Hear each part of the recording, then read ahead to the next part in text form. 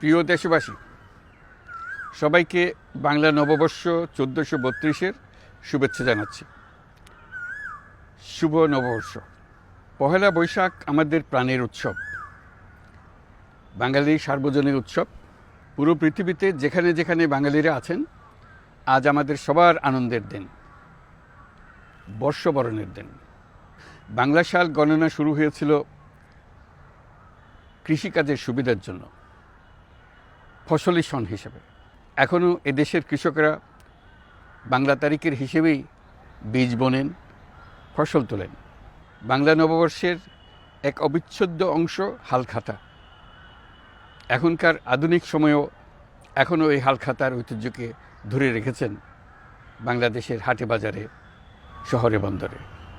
নববর্ষের বৈশাখী মেলায় বাংলাদেশের জেলায় জেলায় উদ্যোক্তারা সারা দেশে ঐতিহ্যবাহী শীতল পাটি, মাটির হাঁড়ি পাতিল, খেলনা, হাত পাখা ইত্যাদি তৈরি করে নিজেদের সৃজনশীলতাকে তুলে ধরেন এই দিনকে উপলক্ষ করে।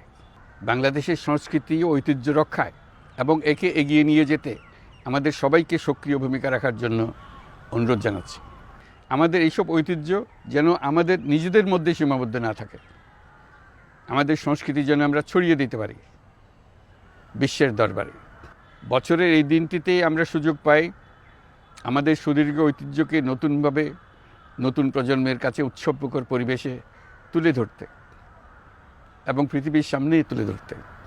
পাহাড় ও সমতলের বিভিন্ন জাতিগোষ্ঠীও চৈত্র সংক্রান্তি ও নববর্ষে এবার বড় পরিসরে উৎসব উদযাপন করছে। পহেলা বৈশাখ সম্প্রীতির দিন, মহামিলনের দিন, আজ সবাইকে আপন করে নেওয়ার দিন। এবারের নববর্ষ নতুন বাংলাদেশের প্রথম নববর্ষ।